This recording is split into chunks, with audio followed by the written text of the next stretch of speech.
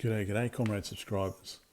So, after reading the manual, it turns out, I'll just open that up, that I should be able to, even though it says 120 here, I should be able to switch this over to 240 volts. So apparently I just need to do that, pull the fuse out, like so, and then this small board here apparently pulls out, so I'm probably going to have to get something to pull it out with. If I have a look at it now, I think it should say, yeah, it says 120 at the moment, so I should just be able to pull it out, move it around to 230 volts. So I'm going to try that first. Okay, got some tools now. Before I go too much further, I found this in there, so probably no point keeping it. But it looks like October 19th, 1982. So I assume that was the manufacture date. There we go. So let's see if I can maybe change the camera. Yeah, that might be a better view. So I just need to pull this PCB here out, I think.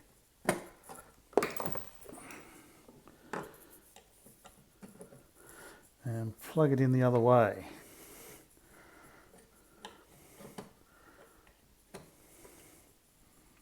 Ah, there we go. Okay. So pretty simple. Obviously just connects the circuit a different way. So it was in that way. So now I'll put it in that way and I should be able to run it on 230 volts, 240 volts even.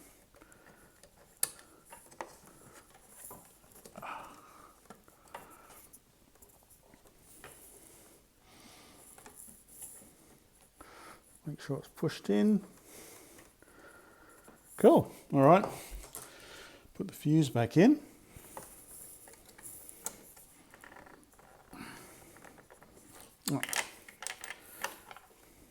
Put the fuse back in.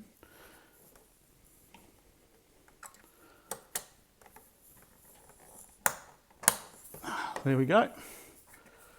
Ready to go. Right, now, so the problem I had yesterday was that I didn't have anything connected to the external video socket. So it did come with this, but I wasn't sure which way around it should go. But if you don't have this in, so this is EXMON. It's for an external monitor. So it's just baseband video out. Pretty simple. And it plugs into the X video. So if you don't have this, then there should be just a simple shunt that goes in there that apparently takes the signal from the top to the bottom. So as far as I understand, it goes in that way. So I don't need anything connected, but I will try to. But now I should hopefully get the video to work. Okay, so I think turn the brightness up. Apologies for the reflection. Let's just stick those in the middle. Let's see, power on.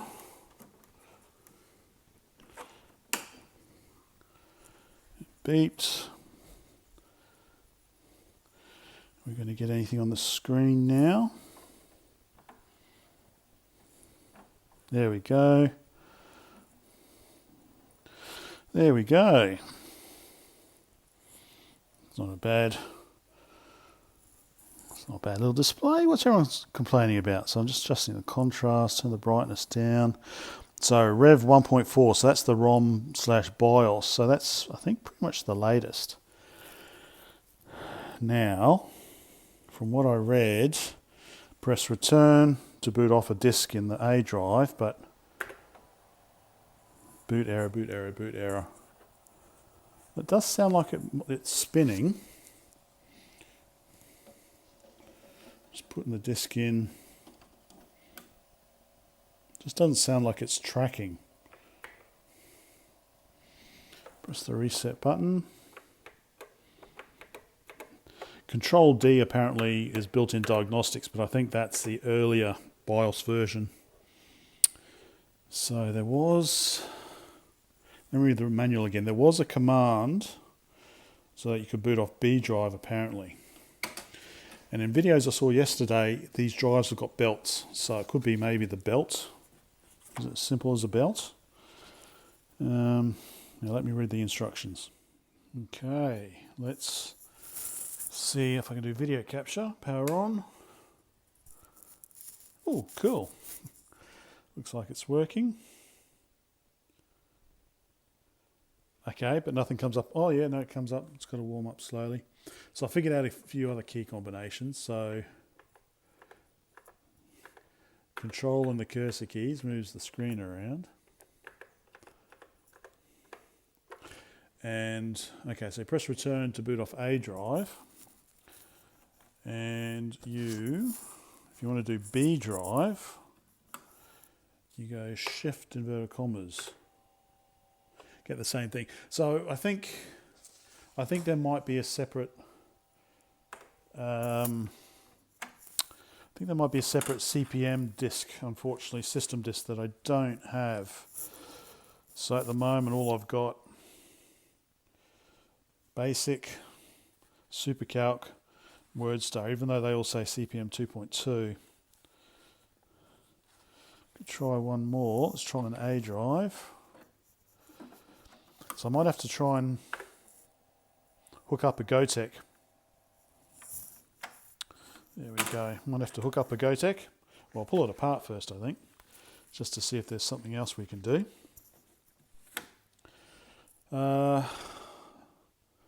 Yeah. Okay. Let's see. I've undone the screws on the front here.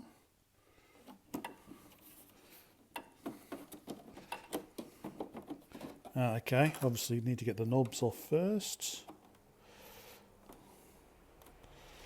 I think these are just potentiometers, so they should just pull off. There we go.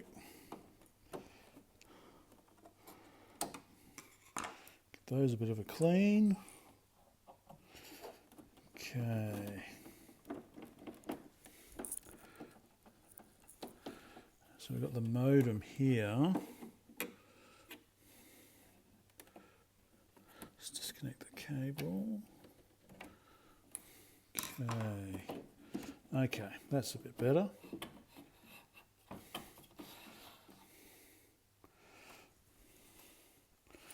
All right. So I've got little compartments there. So that's where the modem is, I guess. Looks pretty clean inside. Let me put this out of the way. Give the screen a bit of a clean.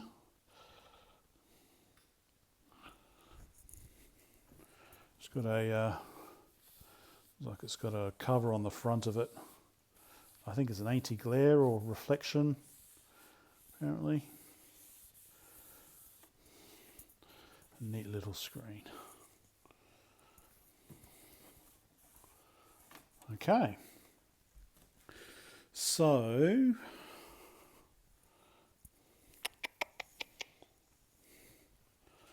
does it slide out or does this slide off?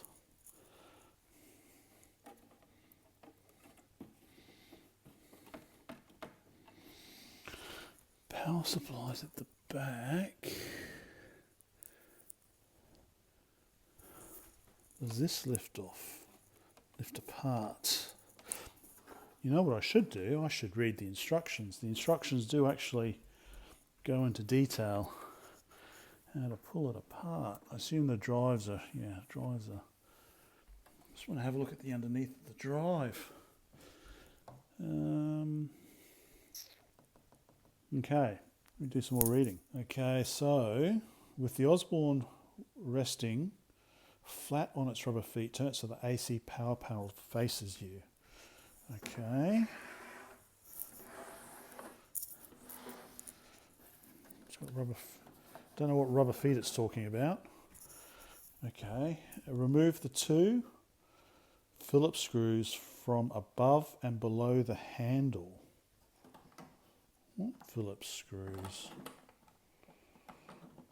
I'm talking, don't have to pull these off, do I? Huh. So I don't know if I have to.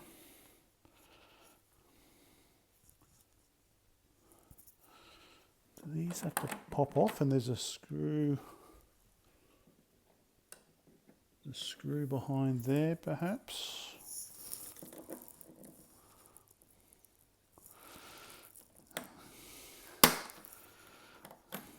Let's see. No, that's all bolted on. Okay, so it's not. Maybe I'll put this back on later. Yeah, I think I'll put this back on later, I think. Oh no.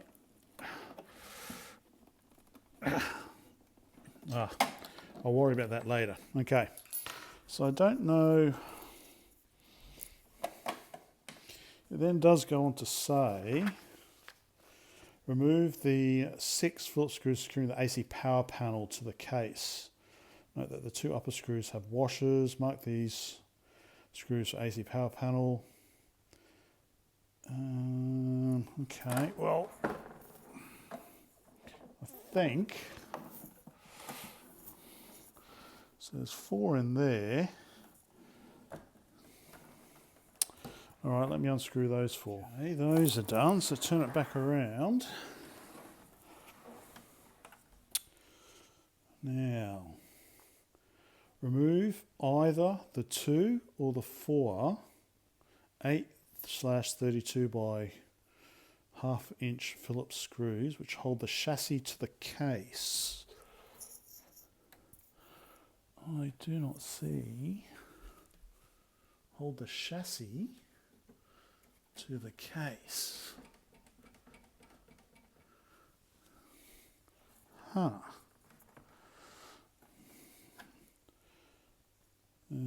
Grasp the chassis assembly between the CRT and the logic board. Lift the assembly slightly and pull it straight forward. Be careful when removing the chassis from the case. The AC power panel will be dragging by the wires only. Okay. So that's, I'm supposed to pull that out. But this is still attached. Alright, let me have a look. Turn it upside down. And there are, yes, there are recessed screws down there. So the only other ones I can see, I think that's a screw.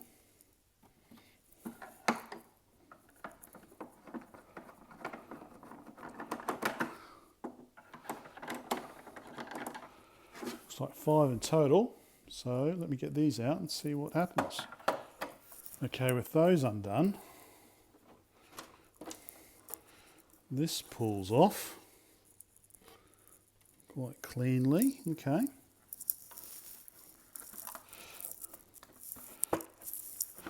And the handle bit detaches as well. Put that out of the way. Give all that a good scrub actually. Okay. So here's the power supply. I obviously don't want to turn it back over, do I? So I reckon maybe these ones here.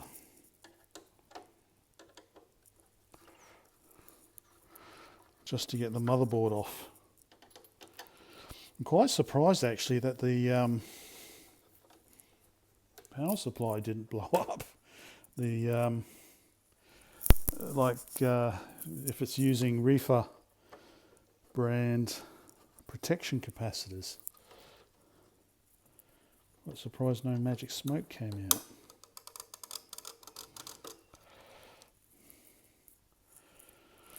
Okay.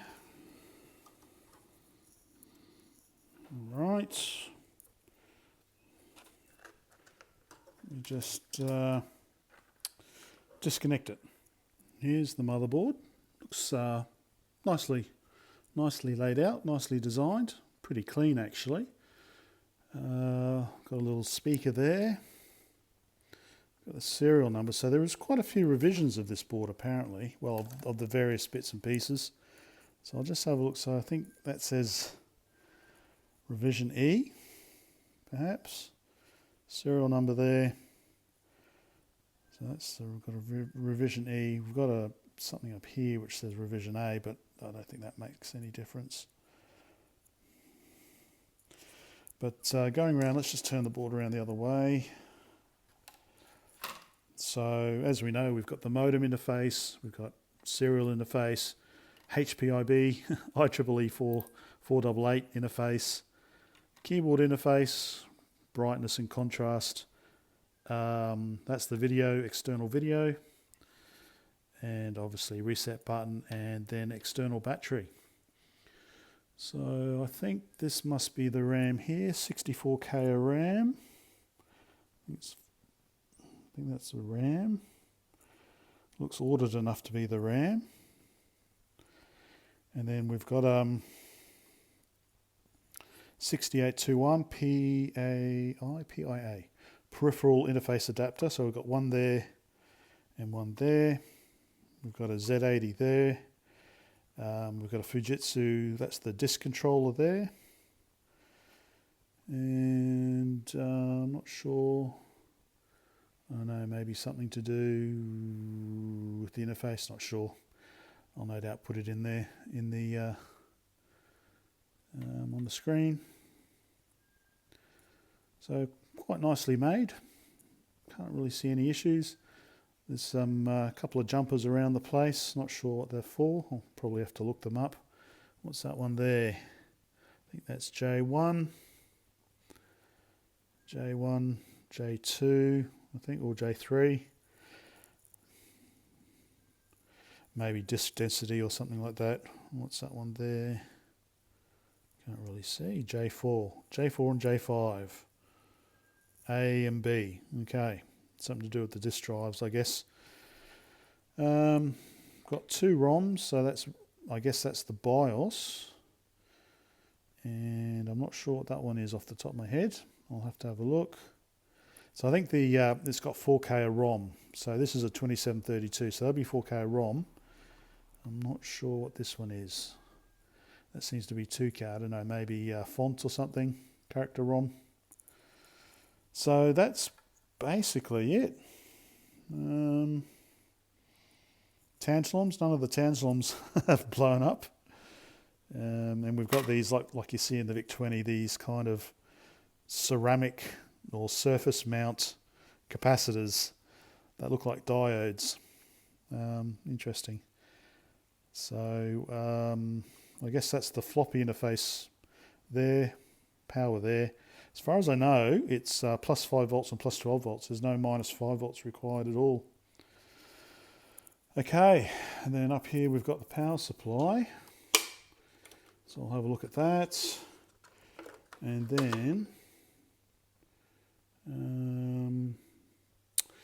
then get one of these floppy drives out. Although I could probably turn it around now, couldn't I? Or does this whole thing come off now? Okay, maybe. All right, let's see. Right, so that just slips out, and so that also slips out. So I think pretty much the whole, so the chassis can now be lifted out, really, like so. So let's see. Clock's ticking. Clock's ticking. Just turn this around. So I just want to get a look at one of the drives. So it's cool, we've got this connector here. So I could maybe install a GoTech. Just, I might just put that there. Gently, get that out of the way. Okay, turn this over, I guess. Not exactly the way it should probably be done.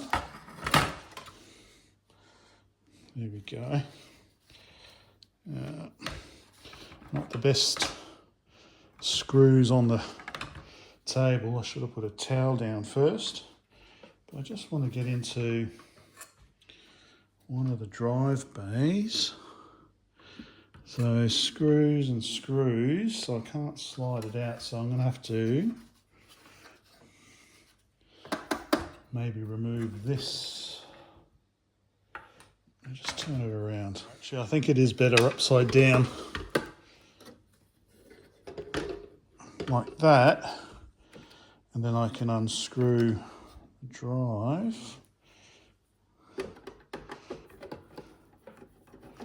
Okay, I'll do this. So actually taking the motherboard off, I probably should have taken these bits of metal as well, so I didn't have this. But anyway, okay, that's turn around. So that's drive B. Drive B is unscrewed. I'm just pulling out the edge connector. And out she comes. So the drive belt looks okay still, I guess. Yep, looks pretty good. Yeah. Do I need to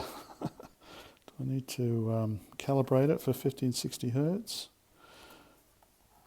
So yeah, I think the main issue is that I need a CPM system disk. So I know there is a fellow selling them, a set of 5 discs for the Osborne one for $50 US, plus some absurd amount of shipping. So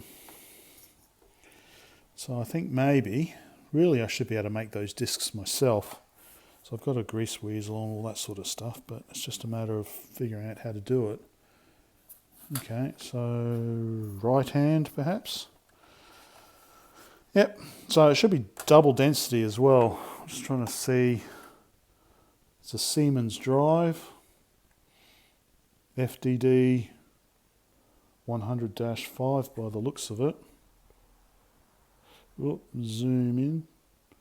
Made in the USA. So,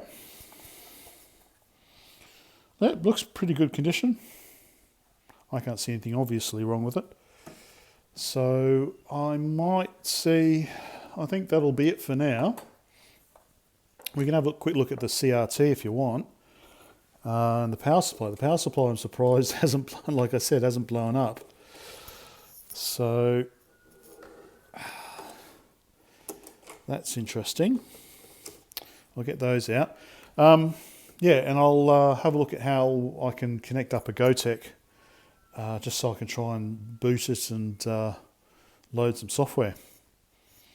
But yeah, let's have a quick look at the power supply and the monitor, and that'll be it for today. Okay, I can probably flip it back over.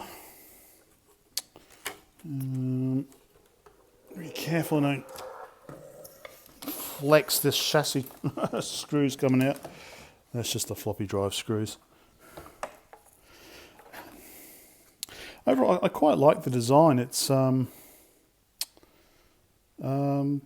think, yeah, compared to the IBM Portable PC, which was, I guess, a bit of a rush job, this is certainly a lot lighter, and I think it's a lot easier to get into.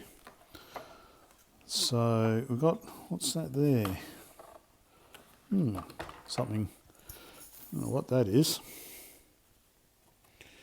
Is it a battery or something? Connected to the power supply. Don't know what that is.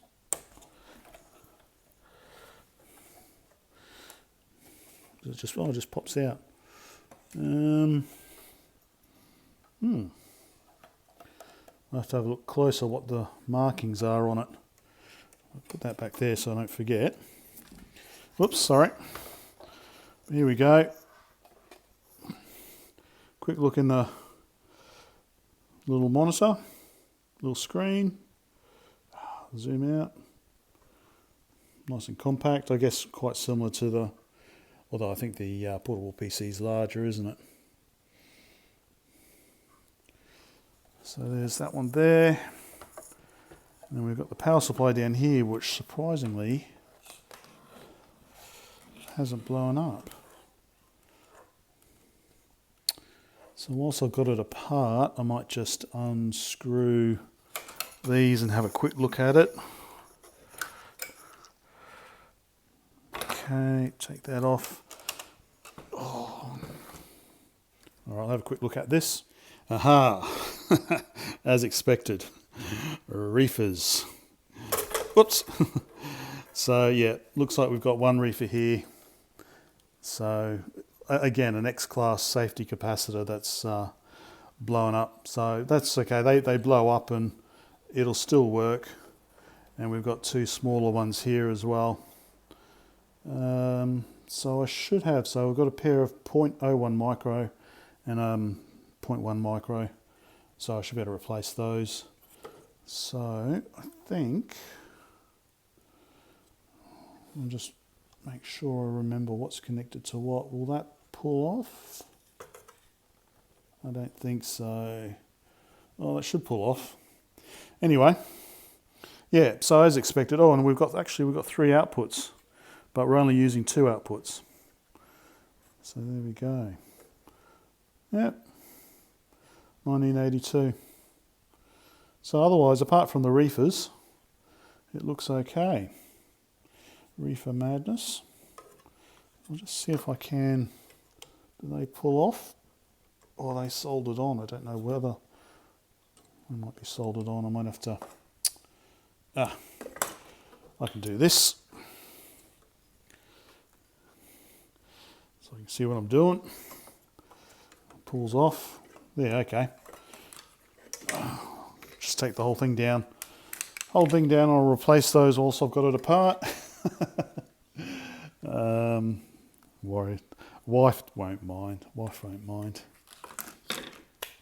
There we go. So yeah, like I said, I don't know if you can get a better look at them now.